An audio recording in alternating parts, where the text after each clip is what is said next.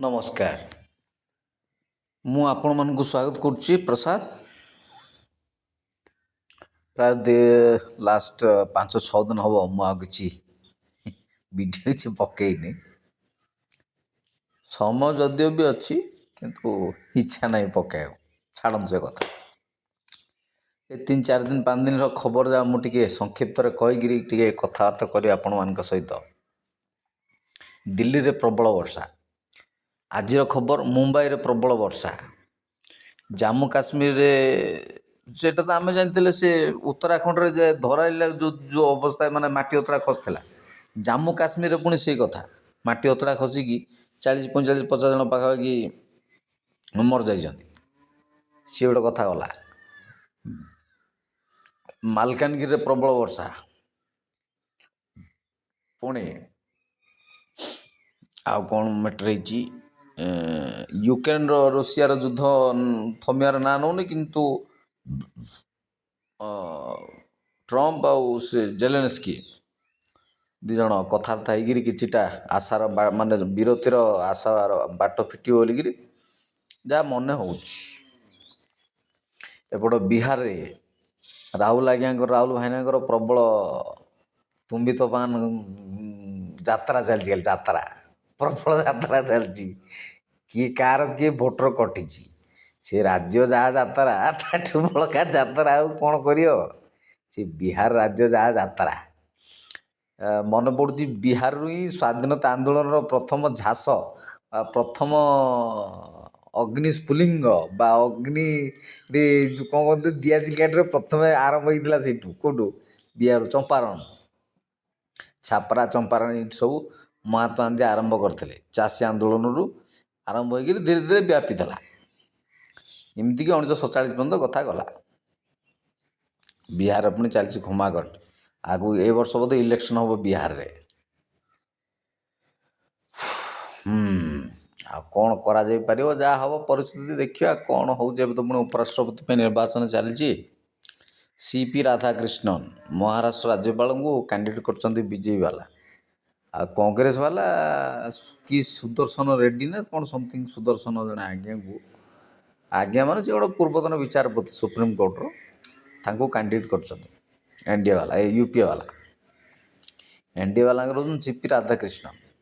ସେ ଉପରାଷ୍ଟ୍ରପତି ହେବେ। ସିଏ ଆମର ଧନକଡ଼ ସାର୍ଙ୍କର ଯେଉଁ ଜାଗା ଖାଲି ପଡ଼ୁଛି ସେଥିରେ ଫିଲ୍ଅପ୍ ହେବେ। ଆଉ କ'ଣ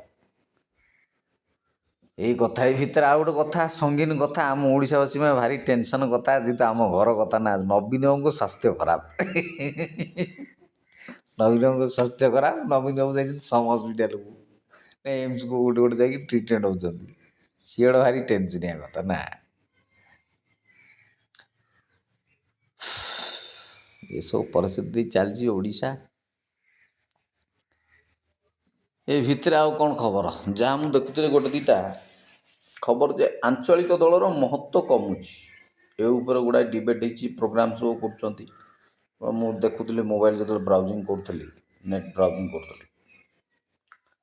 ଆଞ୍ଚଳିକ ଦଳର ମହତ୍ତ୍ୱ କମୁଛି ଦିନକୁ ଦିନ ଆମ ଓଡ଼ିଶା ପାଇଁ। ଆଉ ବାହାର କଥା କହୁନି, ଆମ ଓଡ଼ିଶା ପାଇଁ। ଆଉ କ'ଣ ରହିଲା ଖବର?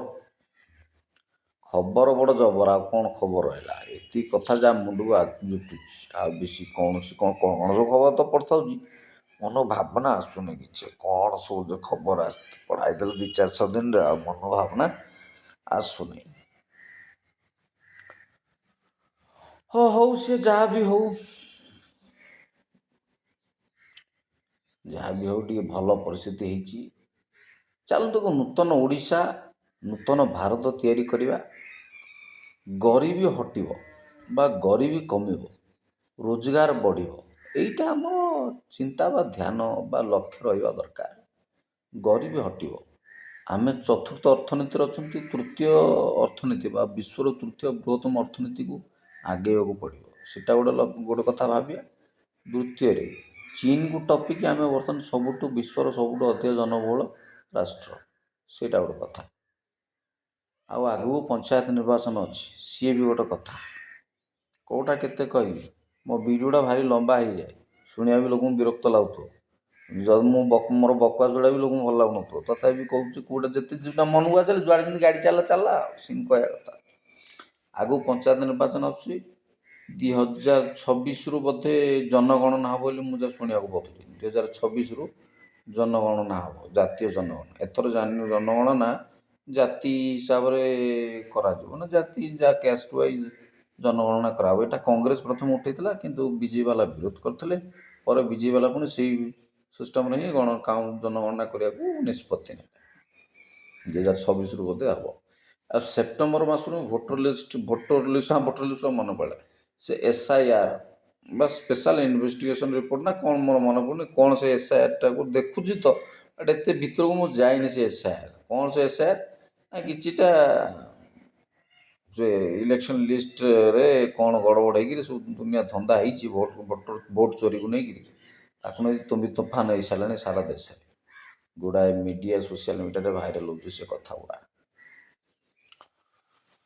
କ'ଣ କରିବା ଦୁର୍ନୀତି ଧର୍ମ ଧ ନ ବୋଲନ୍ତି, ଧ ନ ମାନେ ମୁଁ ଯାହା ଜାଣିଛି ଦୟା ଧର୍ମ ନ୍ୟାୟ, ଏ ତିନିଟା ହେଉଛି ଈଶ୍ୱରଙ୍କ ସିଂହାସନର ଭିତ୍ତିମୂଳ ବୋଲିକିରି କୁହାଯାଏ। ଦୟା ଧର୍ମ ଆଉ ନ୍ୟାୟ। ସେ ଦୟାକୁ ଯଦି ଦୁର୍ନୀତି କରିବା, ଧର୍ମକୁ ଯଦି ଅଧର୍ମ କରିବା, ନ୍ୟାୟକୁ ଯଦି ଅନ୍ୟାୟ କରିବା, ସିଏ ହେଉଛି ଆମ ଭାରତର ପ୍ରତିଷ୍ଠା ହେବାର ମୂଳ ଭିତ୍ତିମୂଳ ସେମିତି କଥା। ଦୟାର ହେଉଛି ନିର୍ଦୟା, ଧର୍ମ ହେଉଛି ଅଧର୍ମ ବା ଅଧମ, ଆଉ ନ୍ୟାୟ ହେଉଛି ଅନ୍ୟାୟ। ଏ ତିନିଟା ଜିନିଷ ଆମ ଭାରତୀୟ ସଭ୍ୟତାର ଭିତ୍ତିମୂଳ। ଏଇ ହେଉଛି କଥା। ତ କ'ଣ କହିବା ଆଉ, ସେ ଇଲେକ୍ସନ୍ କମିଶନ୍ ହଉ କି ଯାହା କାହା କିଛି ଲଗେଇନି ପରା, ଆପଣମାନେ ବୁଝିଗଲେ କ'ଣ କହିବା ସେ ଇଲେକ୍ସନ୍ କମିଶନ୍ କଥା। ଛାଡ଼ନ୍ତୁ, କେଉଁଗୋଟେ ଟପିକ୍ ଥିଲେ। ହଁ, ସେପ୍ଟେମ୍ବର ମାସରୁ ଭୋଟର ଲିଷ୍ଟ ପୁଣି ଠିକ୍ ମାନେ କରେକ୍ସନ୍ ହେବ ବୋଲିକିରି ଆଜି ଖବରକାଗଜରେ ବାହାରିଛି। ଏମିତି ବି ଏଟା ଧର୍ମର ଦେଶ, ଧର୍ମର ଦେଶରେ ତ ଅଧର୍ମ ହେଉଛି, ଦୟାର ଦେଶ ନିର୍ଦୟା ହେଉଛି। ସବୁ ତ ଉତ୍ପତ୍ତି ଧର୍ମ, ସବୁ ଜିନିଷର ଉତ୍ପତ୍ତି ହେଉଛି ଭାରତ। ସବୁ ଜିନିଷର ଉତ୍ପତ୍ତି। ତେଣୁ ସେ କଥା ଲଭୁ ନାହିଁ। ମୁଁ ପ୍ରାୟ 55-60ଟା ଭିଡ଼ିଓ କରିସାରିଲିଣି, ଏ ଉପରେ ପ୍ରବଳ ଗପି ସାରିଲିଣି ଯେ ଧର୍ମ ନୀତି ଏସବୁ ଜିନିଷର ମୂଳ କେନ୍ଦ୍ର ହେଉଛି ଭାରତ। ସଂସ୍କୃତ ଭାଷା ହେଉଛି ଭାରତର ମୂଳ ଭାଷା। କିନ୍ତୁ ମୁଁ ଯେତିକି ଜାଣିଛି ବିଶ୍ୱର ଯେତିକି ସବୁ ଭାଷା ତିଆରି ହେଇଛି ସବୁ ସେ ସାଂସ୍କ୍ରିଟରୁ ହିଁ ତିଆରି ହେଇଛି। ଏ କଥା ବି କିଛି କହିବା ଦରକାର ନାହିଁ।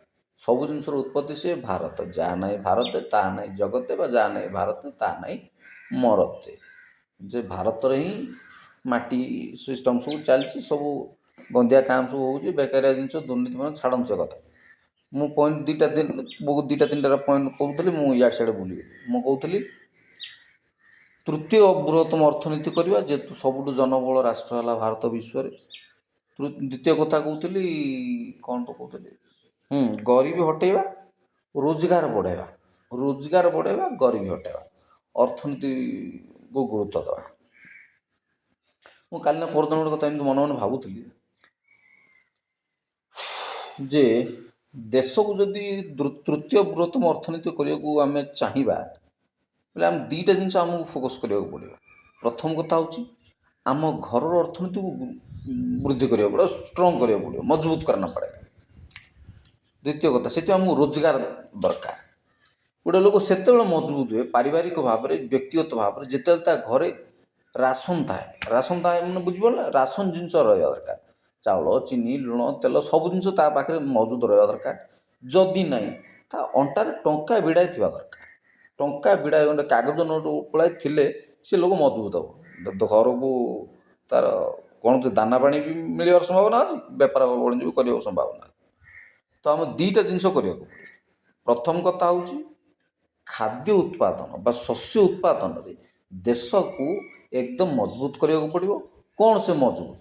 ବିଭିନ୍ନ ପ୍ରକାର ଅର୍ଥକାରୀ ଫସଲ ହେଉ, ଡାଲି ଜାତୀୟ ହେଉ କି ଧାନ, ଡାଲି, ଚିନାବାଦାମରୁ ଆଖୁଠୁ ସବୁ ଜିନିଷର ଉତ୍ପାଦନରେ ଲାଗି ପଡ଼ିବ। ତେଣୁ ଆମକୁ ଚାଷବାସକୁ ଗୁରୁତ୍ୱ ଦେଇକରି, ଚାଷବାସର ଗୁରୁତ୍ୱ ନେଇ ବୁଝିକିରି ଆମକୁ କାମ କରିବାକୁ ପଡ଼ିବ। ତେଣୁ ଫାଙ୍କା ବସିବାକୁ ହେବନି, ଜମି ପଡ଼ିଆ ରଖିବାକୁ ହେବନି। ଯାହା ହେଲେ ବି କିଛି ଗୋଟେ କରିକିରି, ଯଦି ଜମି ଖଣ୍ଡେ ପାଉଛନ୍ତି କେଉଁଠି କ'ଣ କରିପାରୁଛନ୍ତି, ଚାଷ ଗଣ୍ଡାକ କରିବାକୁ ପଡ଼ିବ। ତେଣୁ ଯାହା ଯାହା ଆମକୁ ଶସ୍ୟ ଉତ୍ପାଦନ ହେବ ସେଇଟା ଆମ ଅଣ୍ଟାକୁ ବଳ ଦେବ। କ'ଣ ଅଣ୍ଟାକୁ ବଳ ଦେବ? ଆମେ ଏଇଦର ସେଇଟା ବିକ୍ରି କରିକିରି ହେଲେ ଦୁଇ ପଇସା ପାଇବା, ଯେଉଁଟା ଆମର ବିଦେଶୀ ମୁଦ୍ରା ଭଣ୍ଡାରଟା ଆମର ବୃଦ୍ଧି ହେବ। ଦ୍ୱିତୀୟତଃ ଆମ ପାଇଁ ଆମେ ମହଜୁଦ କରିକି ଯେଉଁ ବାହାରୁ ଆମଦାନୀ କରୁଛନ୍ତି, ଦେଶ ବିଭିନ୍ନ ପ୍ରକାର କିଛି ତ ଜିନିଷ ବାହାରୁ ଆମଦାନୀ କରୁଛୁ, ସବୁ ଜିନିଷ ଆମେ ସ୍ୱାବଲମ୍ବୀ ହେଇନାହାନ୍ତି। ଯେଉଁ କଥା ମୋଦିଜୀ କହିଲେ, ଭାରତ କ'ଣ ଯେ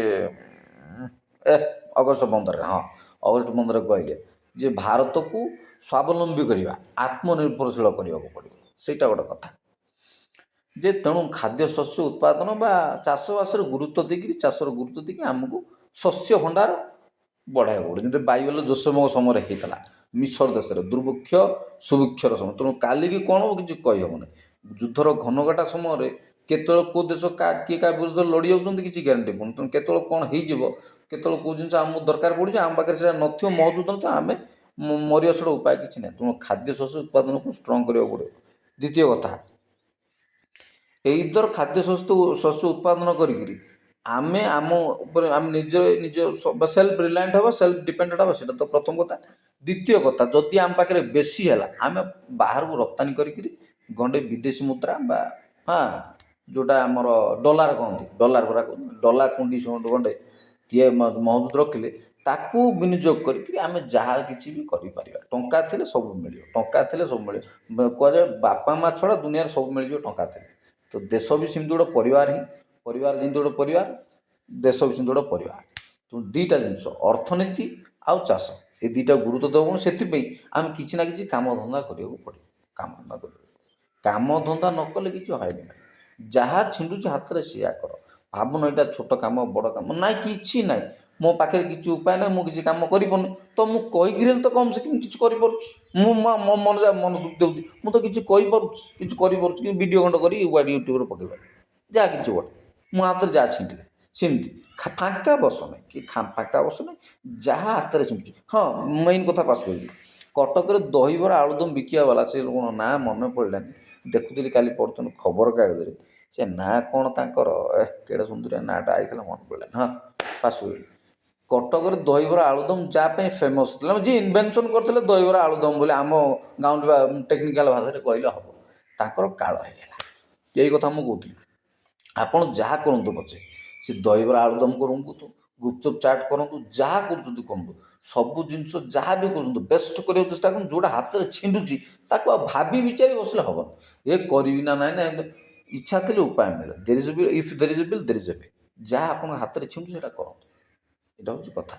ଦେଶକୁ ମଜବୁତ କରିବାକୁ ପଡ଼ିବ, ପ୍ରତିଟି ପରିବାର ରୋଜଗାର ମଜବୁତ ହେବାକୁ ପଡ଼ିବ, ସମସ୍ତେ ମଜବୁତ ହେବାକୁ ପଡ଼ିବ। ସେଥିପାଇଁ ସମସ୍ତେ ମେହନତ କରିବାକୁ ପଡ଼ିବ। ତୃତୀୟ କଥା, ମା'ମାନଙ୍କୁ କିଚେନ୍ରେ ଖାଇବା ଜିନିଷ ନଷ୍ଟ କରିବାକୁ ହେବ ନାହିଁ। ଆଉ ଯଦି ପାରୁଛନ୍ତି, ଖାଇ ବସିଲେ ତ ନଈବାଲି ସରେ ବୋଲି ମୁଁ କହେ, ମୋର ଗୋଟେ ଫେଭରେଟ୍ ଡାଇଲଗ୍, ଖାଇ ବସିଲେ ନଈବାଲି ସରେ। ତେଣୁ ଖାଇବା ଜିନିଷ କିଛି ମାତ୍ରାରେ ଆମକୁ ଶସ୍ୟ ସଞ୍ଚୟ କରିବାକୁ ପଡ଼ିବ। ଖାଇବା ପାଇଁ ଯାହା ଆମର ସବୁବେଳେ ଯେମିତି ସକାଳୁ ଖାଉ, 12ଟା ଖାଉ, 3ଟାକୁ ଖାଉ, 6ଟାକୁ ଖାଉ, 9ଟାକୁ ଖାଉ, ସେଭଳିଆ 5 ଓଳି ଖାଇବାର ବ୍ୟବସ୍ଥାରୁ ଆମେ କିଛିଟା ଖାଇବା ଜିନିଷଟାକୁ ଟିକେ ସଙ୍କୁଚିତ କରିବାକୁ ପଡ଼ିବ। ପିଲାମାନେ ହୁଏତ ଖାଇବାକୁ ପଡ଼ିବ, କିନ୍ତୁ ବଡ଼ମାନେ ଯେଉଁମାନେ ସେମିତି କିଛି ଶାରୀରିକ ପରିଶ୍ରମ କରୁନାହାନ୍ତି, ବେଶୀ ଶାରୀରିକ ପରିଶ୍ରମ କରୁନାହାନ୍ତି, ଖରାରେ ଖଟୁନାହାନ୍ତି, କି ରୋଡ଼ରେ ପୋଲିସ କି ଆର୍ମି ପୋଲିସ ଧାଇଁଲା ଭଳିଆ ଧାଉଁନାହାନ୍ତି, ସେମାନେ ବିଭିନ୍ନ ପ୍ରକାର ବେଶୀ ଖାଇବା ଉପରେ ଗୁରୁତ୍ୱ ନ ଦେଇକରି କିଛିଟା ନିଜକୁ ଫିଟ୍ କରିବାକୁ ପଡ଼ିବ। ଯେତେ କମ୍ ଖାଇବା ସେଇଟା ବି ଗୋଟେ ପ୍ରକାର ଭଲ।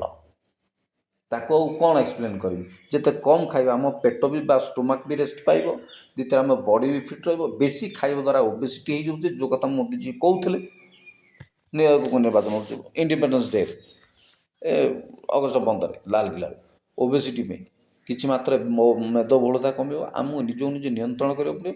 ଖାଇବାର ଲାଳସାକୁ ଟିକେ କମେଇବାକୁ ପଡ଼ିବ। ଦେଖନ୍ତୁ, ଯଦି ଏମିତିରେ ଖାଦ୍ୟପେୟ ଟିକେ କମ୍ ବଚିବ, ତାହେଲେ ଦରଦାମ ବି ହୁଏତ କିଛିଟା କମ୍ ହେଇପାରେ। ଦ୍ୱିତୀୟରେ ଆମେ ମହଜୁଦ ବି କରିପାରିବା, ଗୁଡ଼ାଏ ଜିନିଷ ମହଜୁଦ ବି କରିପାରିବା, ଅର୍ଥନୀତି ବି ଇମ୍ପ୍ରୁଭମେଣ୍ଟ ହେବ। ଏଇଟା ବି ଦରକାର। କେଉଁଟା କହୁଥିଲେ ପାଶୁରି, ଯାହା ଦହିବରା ଆଳୁଦମ୍ କ'ଣ ତାଙ୍କ ସେ ମଉସାଙ୍କ ନାଁଟା ମନେ ପଡ଼ୁନି, ସେ କାଳ ହେଇଗଲା। ଆଉ କେଉଁଟା ରହିଲା କଥାଟା, କେତେ ସମୟ ହେଲା?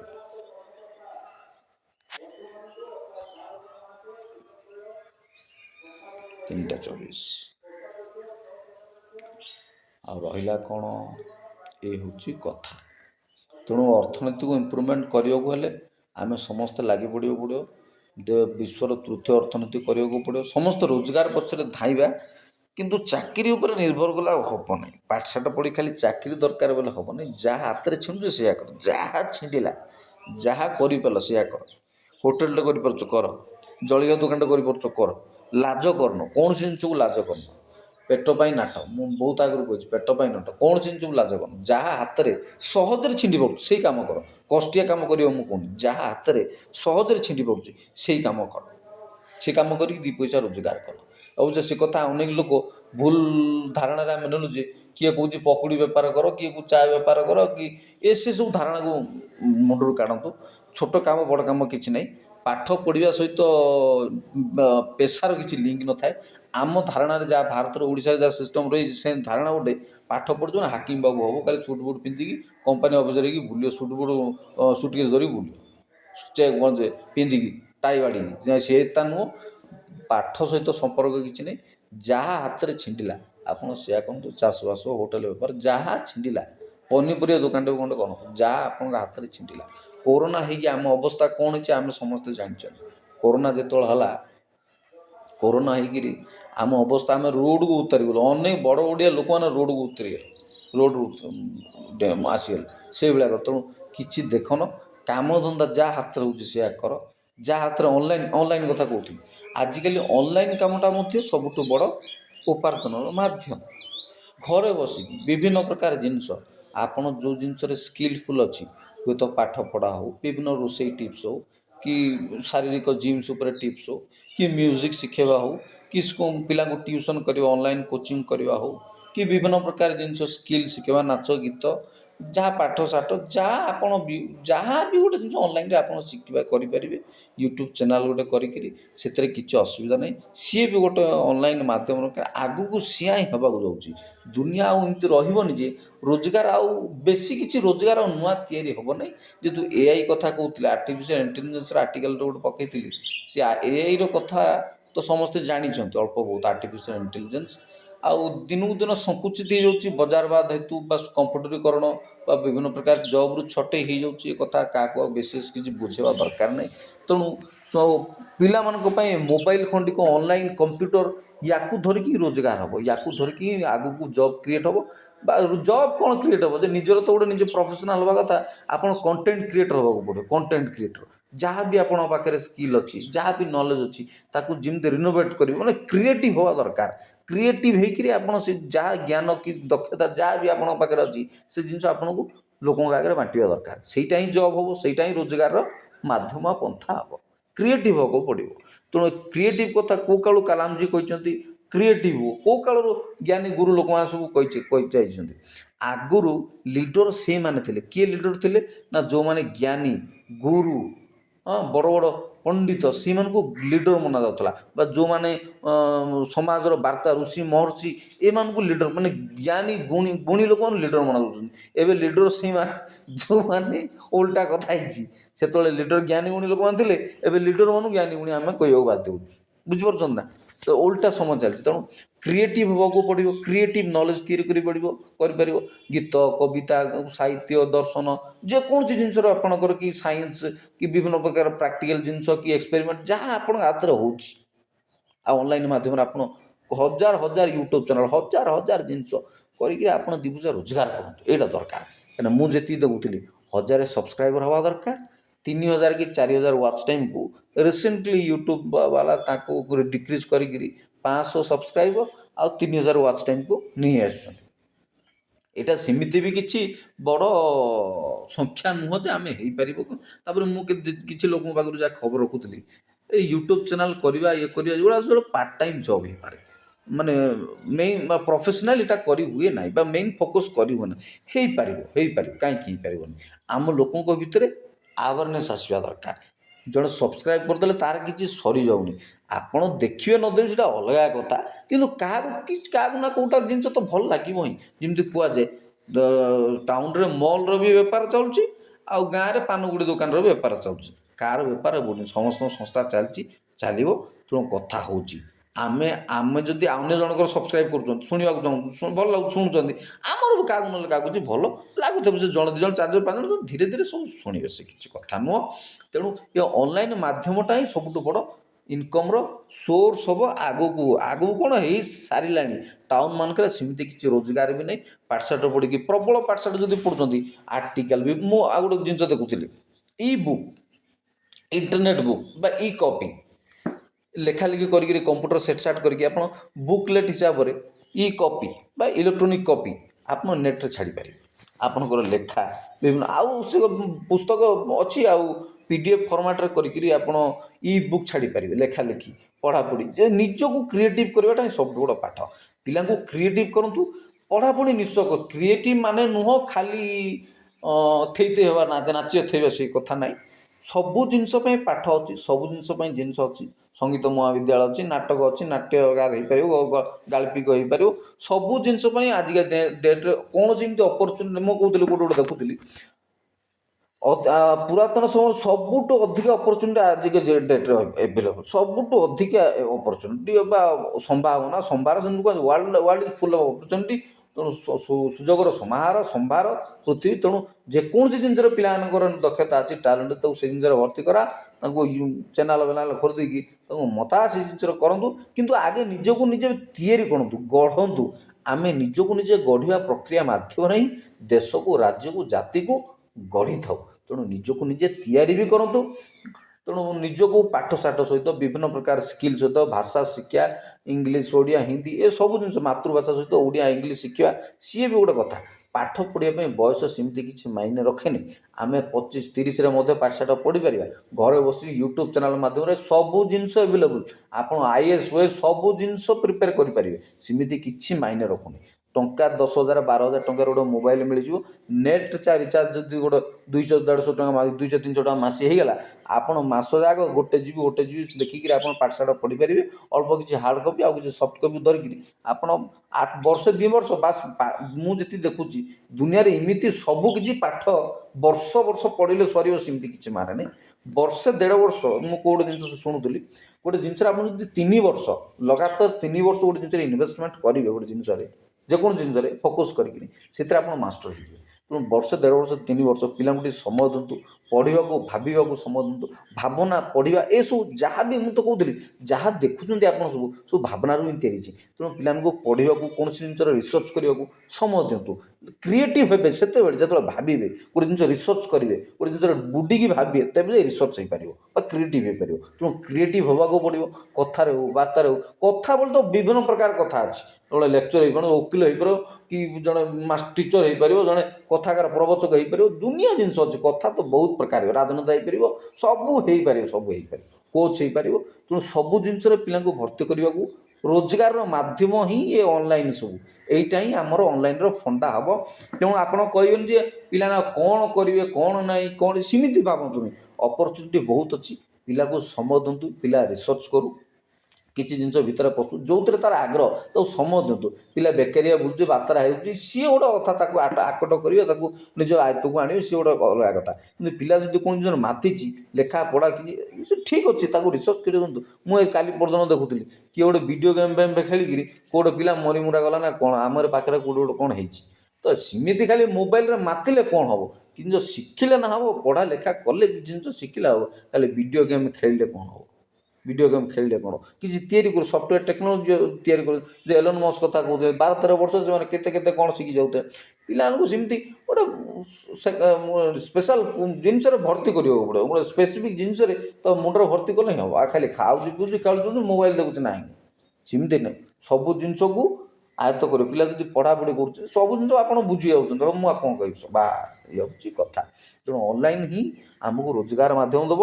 ପିଲାଙ୍କୁ ଆମେ ସେ ଜିନିଷ ଅନଲାଇନ୍ କରିଦେଲେ କ'ଣ କିଛି କଣ୍ଟେଣ୍ଟ ନଥିଲେ ପିଲା କେମିତି କରିବେ ସେ ନାଚ ହେଉ ଗୀତ ହେଉ କଣ୍ଟେଣ୍ଟ ଥିବା ଦରକାର ନା। ଆଜିକାଲି ଯେଉଁଗୁଡ଼ା କମେଡ଼ି ସୋ ସବୁ ଆମ ଓଡ଼ିଆରେ ହେଉଛି କଣ୍ଟେଣ୍ଟ ନେଇକି ନା କରୁଛନ୍ତି ଆଉ କେତେ ଭାବିବାକୁ ପଡ଼େ କଣ୍ଟେଣ୍ଟ ପାଇଁ କେତେ କ'ଣ ଭାବିବାକୁ ପଡ଼େ। ତେଣୁ କଣ୍ଟେଣ୍ଟ ତିଆରି କରିବାକୁ ସେ ବିଗ୍ ଚ୍ୟାଲେଞ୍ଜ ପ୍ରତିଦିନ ପ୍ରତି ଏପିସୋଡ଼ ଗୋଟେ ନୂଆ ଏପିସୋଡ଼ ତିଆରି କରିକି କଣ୍ଟେଣ୍ଟ ତିଆରି କରିବା ଗୋଟେ ବଡ଼ ଚ୍ୟାଲେଞ୍ଜ ଏଇଟା ଗୋଟେ ବଡ଼ ଚ୍ୟାଲେଞ୍ଜ। ତେଣୁ ପିଲାଙ୍କୁ କିଛି କରନ୍ତୁ। ୟୁଟ୍ୟୁବ୍ ମାଧ୍ୟମରେ ପଇସା ଉପାର୍ଜନ କରିହେଉଛି କରିବି ହେବ।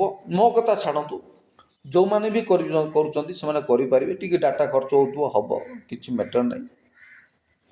यूट्यूब चैनल माध्यम विभिन्न प्रकार रील माध्यम रील रु चैनल रु गुड़ाए पैसा लोक खर्च इनकम कर आमको कंटेंट क्रिएटर हवा पड़े क्रिएटिव हवा पड़े जो कथा मुझे कहती तेणु आमको भी किसी रिसर्च करा पड़े मुंडू खाली देखीदे मुंडू ता मन को किसी पलि आसूना सेमती टैलेंटेड लोक मैंने अच्छा आज डेट्रे भी कि आगुरी भी थे मुझे जानी से कथा कहूनी कि मो भाई एवरेज लोक मानक बहुत किसी पढ़ापढ़ी रिसर्च भाविक पड़े तेज जे कि तैयारी है तेणु पिला क्रिएटिव करंतु क्रिएटिव सृजनात्मक जगह को आज ओडिया रे सृजनात्मक शैली रे किसी जिन भाविया को तैयारी कर उत्साहित करंतु पेपर पढ़ातु मोबाइल सब जिनस available mobile paper available mobile सब जिन 10,000 15,000 सेकेंड हैंड कंप्यूटर मिल जाव प्रिंटर गोटे सेकेंड हैंड नहीं आसिए ऑनलाइन सब जिनस एभेलेबल से विज्ञान टू साहित्य टू दर्शन to article to commerce to science to philosophy to religion to computer science to IT to engineering to सब मेडिकल टू सब जिन ऑनलाइन पाठर मिल जाव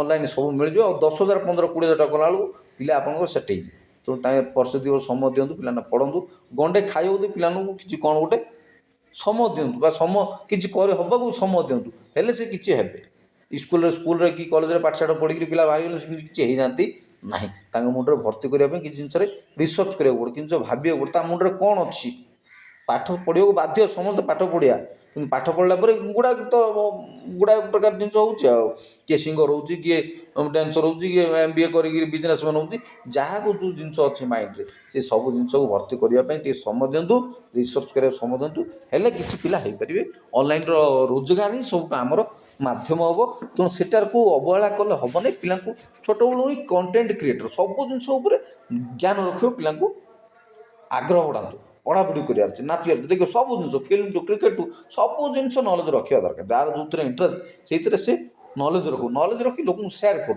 अरे आउ जुग आ कौन अच्छी मुझे जोटा कहती दिन को दिन जनसंख्या एवं आम सर्वबृहत जनबल राष्ट्र हो भारत आउ इमित गोटे समय आसो आगू बढ़ डिके हम एरो मार्क तलू बढ़ तीरचन तलू आसो आ बढ़ ना से आम परस्पर भितर ही आमर बेपार बा पेट पोषा आपण मोर देखिए मुझे आपण मान देखिए ता छड़ा किसी उपाय ना ये ऑनलाइन माध्यम रील माध्यम गोटे गुड़ाए जिन हो पार गोटे ऑनलाइन माध्यम गुड़ाए जिन अच्छी मुझे फ्रांच कौन से कहती से कौन फ्रांचाइज ना कौन कहता कौन छाड़ ऑनलाइन माध्यम कंप्यूटर गुड़ाए जिन इनकम हो पार तेणु आम समस्त से लगे दरकार पिला भी स्कोप दवा दरकार मोबाइल खंड धरी खाली खाली ब्राउजिंग कले भी किसी हम ना ब्राउजिंग शिख सब जिन शिक्षण जिन आजिकल मिलूँ सेगुड़ा शिखिकी निजे भी किसी करने चेष्टा करूँ गीत नाच कि कथबार्ता कोच कि टीचर कि लेक्चर कि जहाँ कि जोटा हो मोटिवेशन जहाँ गोटे हो गोटे गोटे आपना गोटे उपाय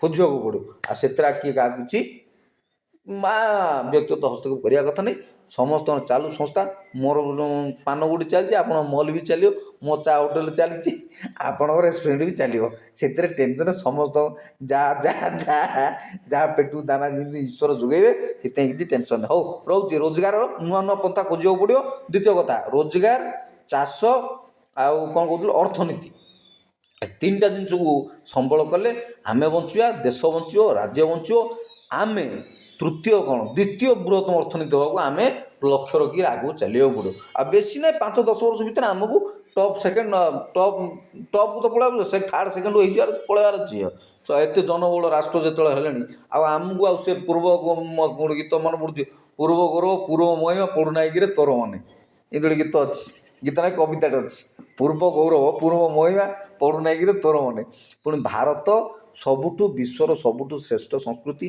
श्रेष्ठ सभ्यता से मोहनजोदार हरप्पा आउ मेसोपोटामी इत्यादि कथा हम डिस्कस करछंती पुणी ए शेष समय भी सी भी पुणी गौरवशाली राष्ट्र हम विश्वगुरु आख्या पाइब वसुधैव कुटुंबकम संदेश देकर विश्वगुरु हवाक पड़ो से मोदी तो आज अच्छे काली सेमती किसी माने ना से मोदी तो देश को मोदी तो देश देश मोदी यही लेवल आमर आहरी बढ़ीगला तो से लेवल को आहरी मेंटेन करने को आ 5 वर्ष 10 वर्ष 15 वर्ष भितर आमको पुणी विश्व सब सर्वश्रेष्ठ राष्ट्र होगा पड़ो सब रोजगार सब अधिक दक्ष एवं भी खाଇବା ପିଇବାକୁ लोक पाऊना एवं भी रोजगार ना एवं भी करेन्ट ना एवं भी रास्ता ना एवं भी पानी ना एवं भी गाड़ी गुड़ा को जगह को नहीं जंगल लोक रोच स्वास्थ्य सेवा ना शिक्षा ना ये सब जिनस को आखि आगे रखिकी खाली आम घर पानी पलि आम घर को राशन पलि आम घर आम गाँ ଗାଁକୁ ଗାଡ଼ି ପଳେଇ ଯାଉଛି ତ ଆମେ ସୁଖୀ ହେଇଗଲୁ ନା ସେମିତି ନାହିଁ। ସବୁ ଜିନିଷ ଚିନ୍ତା କରୁ। ଗୁଡ଼ାଏ ଗାଁକୁ ରାସ୍ତା ନାହିଁ, ଗୁଡ଼ାଏ ଗାଁକୁ ପାଣି ନାହିଁ, ଗୁଡ଼ାଏ ଗାଁକୁ କରେଣ୍ଟ ନାହିଁ, ଗୁଡ଼ାଏ ଗାଁରେ ଶିକ୍ଷା ନାହିଁ, ସ୍ୱାସ୍ଥ୍ୟ ନାହିଁ, ସବୁ ଜିନିଷକୁ ଲକ୍ଷ୍ୟ ରଖିକିରି ଆମେ ସମସ୍ତେ ଏକ ହେଇକିରି ଦେଶକୁ, ରାଜ୍ୟକୁ, ନିଜକୁ, ରୋଜଗାରକୁ, ଘରକୁ, ଦ୍ୱାରକୁ, ବାହାରକୁ, ଆଗକୁ ପଛକୁ ସବୁ ଚିନ୍ତା କରିକିରି ଚାଲିବାକୁ ପଡ଼ିବ। ଏଥିସହିତ ରହୁଛି, ନମସ୍କାର।